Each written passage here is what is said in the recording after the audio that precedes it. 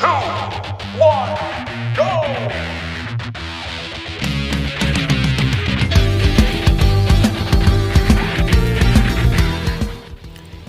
Assalamualaikum warahmatullahi wabarakatuh. Salam sejahtera untuk kita semua. Shalom. Om Swastiastu, Namo Buddhaya. Salam kebajikan.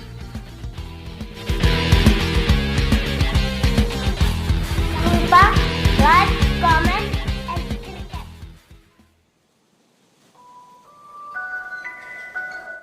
Ya, selamat datang kembali konco-konco di video saya. Jadi di video kali ini saya akan bercerita dan mendokumentasikan tentang perjalanan kami ke Bukit Mongkrang sampai ke Gunung Jabolarangan hingga turun lagi ke Bukit Mongkrang. Simak videonya baik-baik.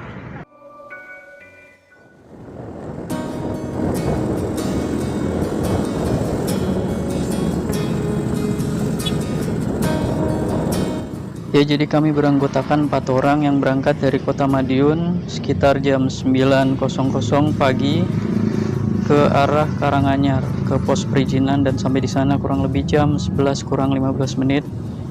Lalu jam 11 melakukan trekking pendakian.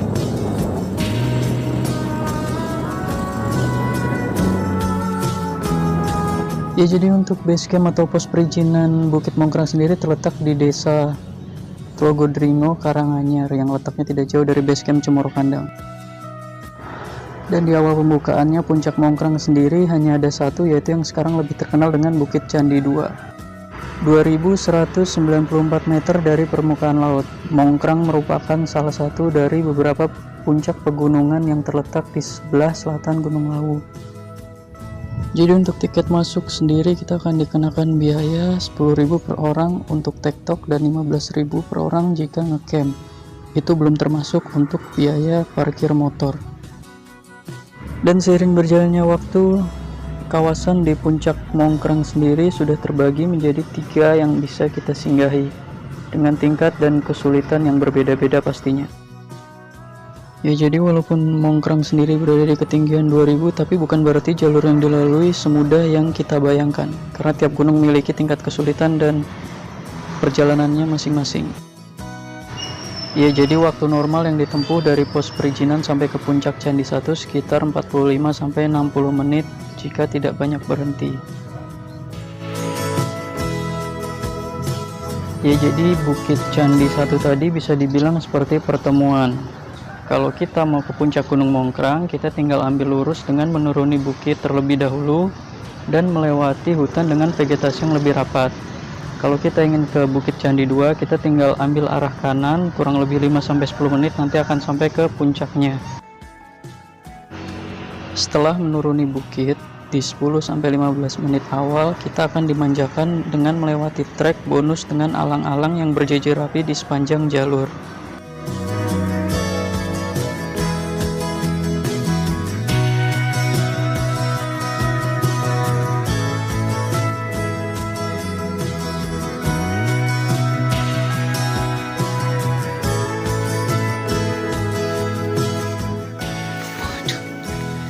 Lanjut bro,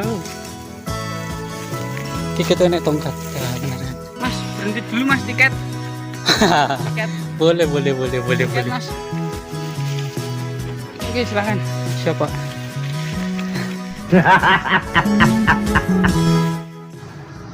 Di beberapa titik memang kita akan melewati hutan, tapi untuk vegetasi tetap didominasi oleh alang-alang dan trek yang belum terlalu terjal. Jadi memang vegetasi masih terbuka.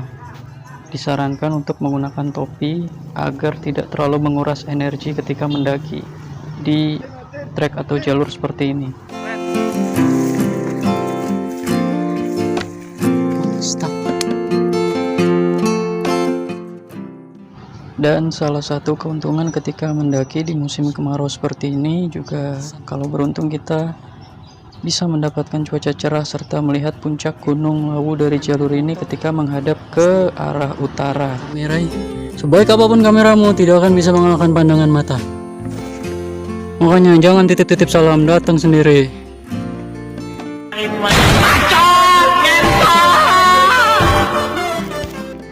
Dan setelah dimanjakan trek bonus sekitar 30 menit, akhirnya mulai vertikal 45 derajat. Ya benar, akhirnya jalur dari sini mulai menanjak lagi. Kita harus menggunakan gigi 1 karena sudut kemiringan sudah hampir 45 sampai 50 derajat.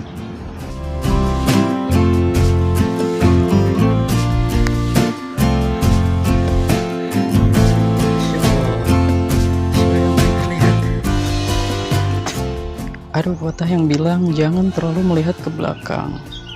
Tapi di sini justru ketika kita menoleh ke belakang, kita akan sadar begitu besar kekuasaan Tuhan dengan segala ciptaan dan lukisan indah yang terhampar di depan mata. Harusnya kita bisa belajar bersyukur, dan di atas ini tidak ada yang bisa disombongkan karena kita tidak ada apa-apanya dibandingkan dengan kebesaran Tuhan yang tersaji di depan mata kita. Walaupun jalan terus menanjak, tetap fokus dan jangan memaksakan diri. Turunkan ego dan berusaha untuk tidak gengsi meminta break kalau dirasa lelah. Istirahatlah dulu sedikit dan ambil nafas serta coba untuk mengatur ulang tempo dan ritme dalam pendakian. Ini semestinya kita di atas awan.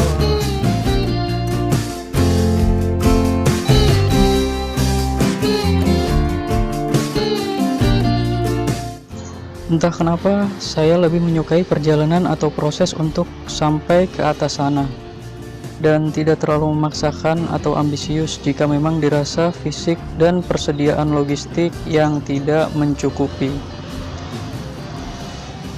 Lebih baik istirahat jikalau memang sedang lelah, dan jangan memaksakan untuk terus berjalan.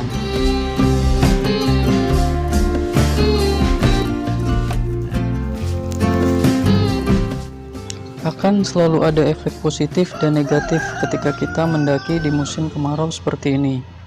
Efek positifnya, alhamdulillah sepanjang jalur kita akan disuguhkan dengan lukisan indah Tuhan yang mungkin deskripsikan sendiri saja ya. Untuk sebagian pejalan bisa menjadi motivasi tersendiri karena selain yang saya sebutkan tadi juga bisa menambah semangat. Untuk apa dan kenapa kita melakukan perjalanan jauh-jauh ke tempat ini. Tetapi di satu sisi ada efek negatifnya juga. Jalur menuju puncak didominasi oleh alang-alang dan vegetasi yang terbuka. Kalau tidak membawa topi akan terasa sekali panas yang begitu menyengat. Dengan kondisi seperti ini akan menguras fisik dan tenaga. Terlebih lagi harus prefer atau mempersiapkan masalah persediaan air dengan sangat baik. Ku pun mengerti kehidupan, perjuangan, pelajaran terpenting. Karena dengan kondisi seperti ini pasti sebagian dari kita akan lebih sering merasa haus. Dengan kombinasi antara jalur yang masih terus menanjak dan tidak ada pohon, bahkan untuk sekedar berteduh, ditambah lagi angin kencang yang langsung menghantam tubuh. Karena memang vegetasi yang semakin ke atas semakin terbuka. Bara luka penyambung hidup, gerakan kaki tantang sang gulita. Dan yang terpenting adalah tetap fokus dan jangan sampai meninggalkan kawan. Belajar untuk menurunkan ego dan lebih peka terhadap sesama memang susah. Yang gampang ya ketika sudah di atas pura-pura lupa siapa yang pernah ada ketika dia lagi butuh bantuan. Curhat, iyalah dikit lagi kok. Saat cahaya padam, gelap pun datang. Dan alhamdulillah setelah berjalan sekitar 90-100 menit akhirnya sampai di puncak Mongkrang 2194 meter dari permukaan laut. Memang sedikit lebih lama karena sebagian dari kita memang pejalan yang santai yang tidak terlalu berambisius untuk mencapai puncak dan lebih menghargai ke proses. Tantang sang gulita. Setelah istirahat sebentar, mulai membuka flysheet karena memang hanya tektok, tidak ngecamp, dan mulai melakukan ritual untuk mengisi perut yang kosong. Hahaha.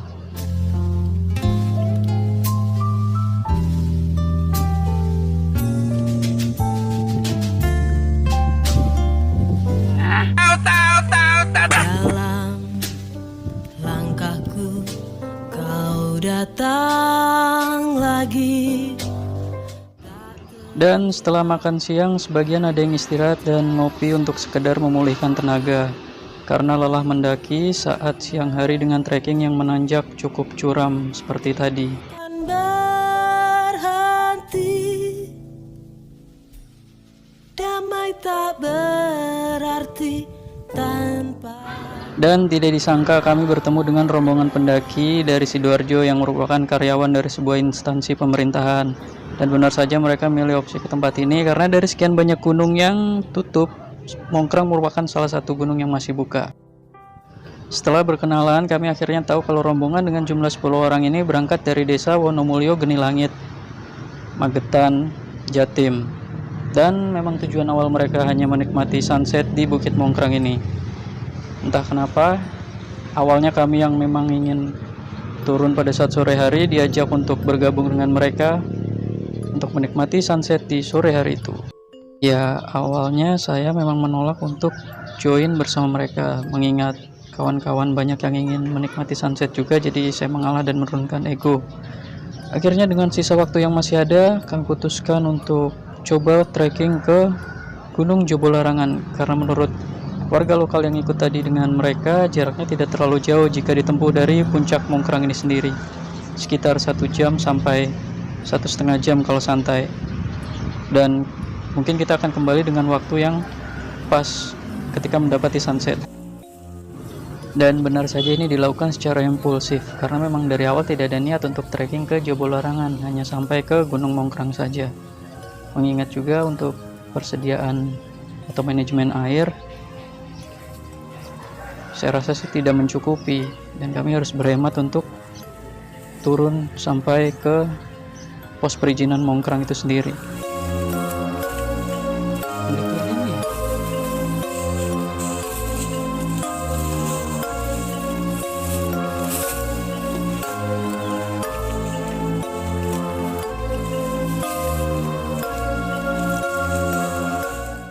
Seperti yang sudah saya utarakan tadi, karena sudah berdiskusi dan dimusyawarahkan, ternyata sebagian juga ingin menikmati suasana sore hari di puncak gunung seperti apa.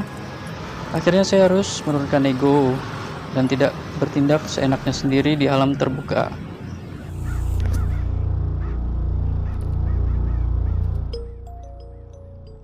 Dengan didasari rasa keingintahuan dan penasaran kami yang tinggi, akhirnya kami berangkat ke arah selatan menuju trek ke Gunung Jobolarangan. 5-10 menit di awal trek akan ada jalur bonus dan tidak terlalu curam. Lalu kita akan masuki trek landai dengan alang-alang kiri kanan. Setelah itu baru kita akan memasuki hutan lumut seperti ini yang menurut kami cukup wadidaw kalau untuk yang peka, karena memang sebenarnya sih jalur ini sendiri masih sangat asri dan jarang dilalui pendaki. Biasanya yang ke Jobolarangan memang lewat Wonomulyo yang lebih banyak. Jarang sing lewat jalur kini, biasanya rata-rata lewat Wonomulyo kono mau. Makanya kaget ya, kok kaget tembusnya gini Pak, jangan bener dari Wonomulyo itu mau.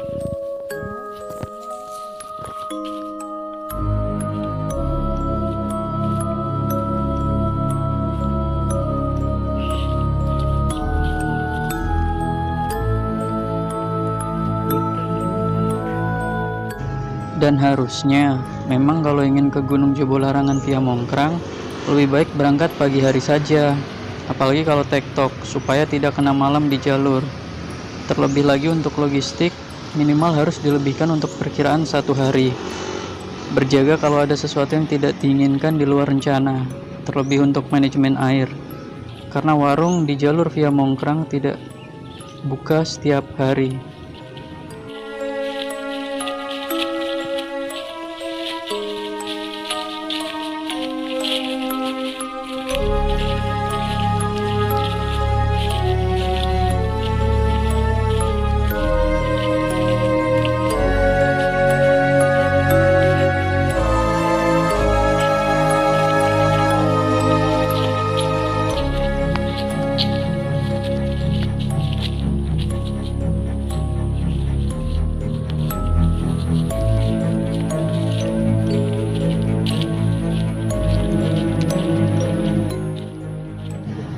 Di luar perkiraan kita, ternyata hutan lumut di trek menuju puncak Gunung Jobolarangan ini cukup panjang dan menguras stamina. Terlebih lagi karena rasa penasaran kita yang tinggi pada saat itu, ada hal penting yang memang tidak terpikirkan dengan matang. Ya, benar sekali, manajemen air. Karena manajemen air pada saat itu hanya untuk pendakian dan turun dari bukit atau Gunung Mongkrang itu sendiri, tidak untuk ke Jobolarangan. Alhasil kita memutuskan untuk tidak melanjutkan perjalanan ke puncak Jobolarangan dan hanya sampai di Lembah Welo, batas vegetasi hutan lumut sebelum trek menanjak ke Gunung Jobolarangan itu sendiri.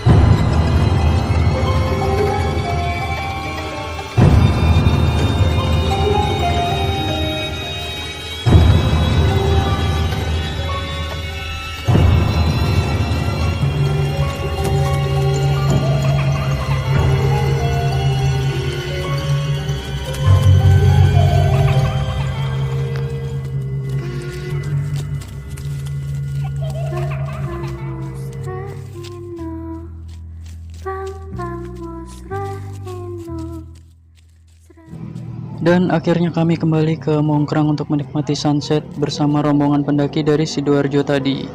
Setelah berdiskusi juga, karena beberapa dari kita ada yang merasakan sesuatu hal, mungkin seperti syarat agar kita seharusnya saat itu tidak naik ke puncak terlebih dahulu dan lebih baik kembali saja, mengingat juga persediaan air minum hanya sisa untuk perjalanan turun dari Bukit Mongkrang.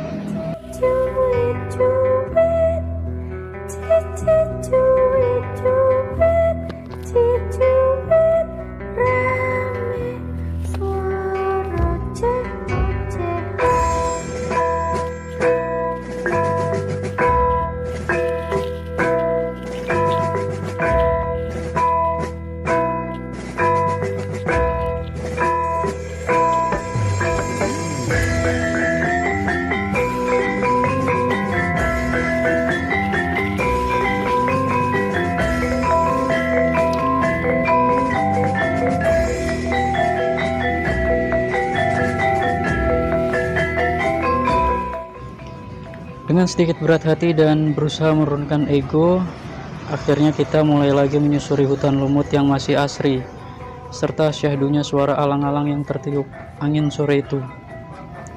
Membuat rasa penasaran kami terobati, walaupun tidak sampai puncak, setidaknya kita masih bisa mengontrol ego dan tidak berbuat seenaknya yang dapat merugikan rombongan.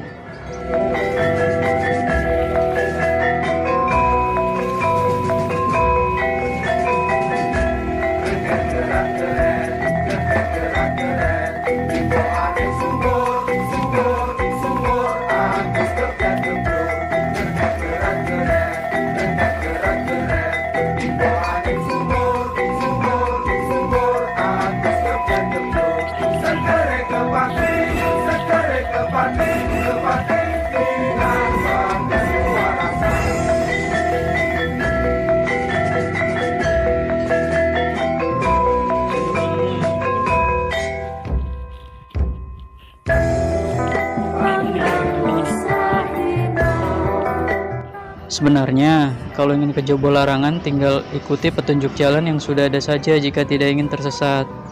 Jangan pernah melakukan hal bodoh dengan alasan untuk mencari tantangan dan hal baru lalu kalian membuka jalur baru atau mengikuti jalur lama yang sebenarnya sudah tidak dioperasikan.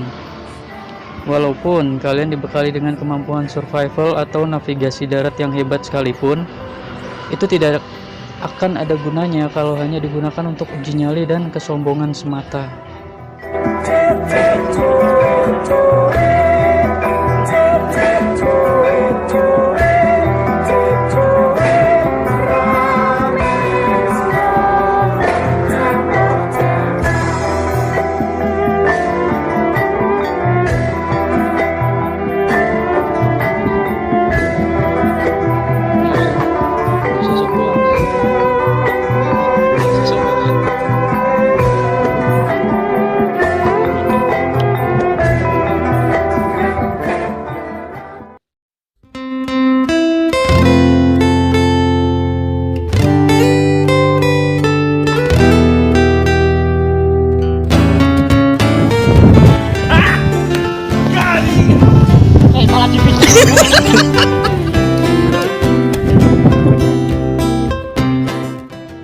Alhamdulillah, akhirnya tidak lama setelah kembali dari trek Gunung Jobolarangan, kita dapat menikmati sunset sore hari itu di atas ketinggian 2194 meter dari permukaan laut, yang jarang sekali kami temui jika berada di kota.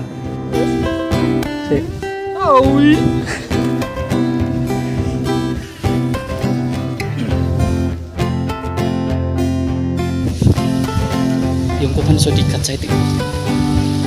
Sinuteng lautan larang.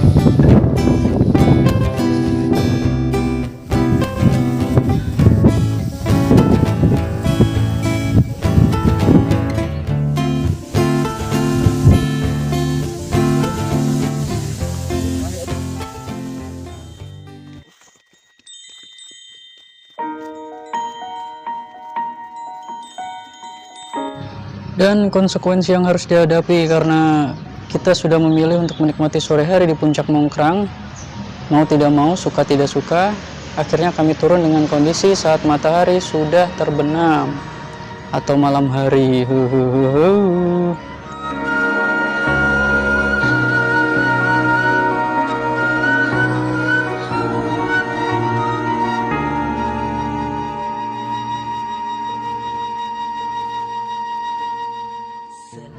Jadi perlu diketahui dan terpenting untuk tidak ditiru. Kenapa saya sangat menghindari untuk trekking malam saat itu? Karena selain malam hari jarak pandang kita terbatas dan dalam bernafas pun sedikit lebih berat, dikarenakan harus berbagi oksigen dengan tumbuhan di sekitar. Mohon maaf untuk kawan-kawan, saat itu kita tidak ada yang membawa headlamp dan hanya bermodalkan flash dari masing-masing HP. Sekali lagi minta maaf dan tidak untuk ditiru. Karena ketika perjalanan turun dengan kemiringan yang curam dibutuhkan effort yang ekstra dan harus fokus pada jalur agar tidak terjadi sesuatu yang tidak diinginkan, dan juga sorot jarak dari flash HP tidak seperti headlamp, walaupun terkadang flash dari HP bisa lebih terang. Oh ya, ini yang tidak kalah penting juga, jangan lupa berhenti sebentar ketika sedang di trek. Kita mendengar suara azan, selain menghargai juga untuk berjaga agar tidak terjadi sesuatu yang tidak diharapkan.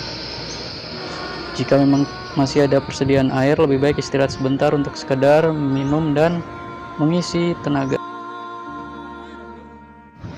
Selain menguras stamina dan fisik, trekking malam juga bisa membuat kita kehilangan fokus karena kelelahan dan akhirnya mungkin bisa berhalusinasi atau bahkan tidak fokus pada jalur pendakian itu sendiri. Kalau kita ragu, lebih baik berhenti sebentar untuk sekedar berdiskusi ataupun membaca doa agar dimudahkan sampai ke bawah dengan selamat.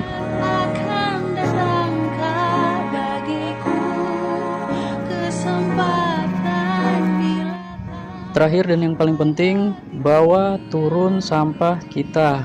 Jangan mengotori alam sekitar dengan hal-hal bodoh yang dapat merusak ekosistem maupun habitat di tempat itu. Mari saling menjaga, bukan merusak dan mengotori.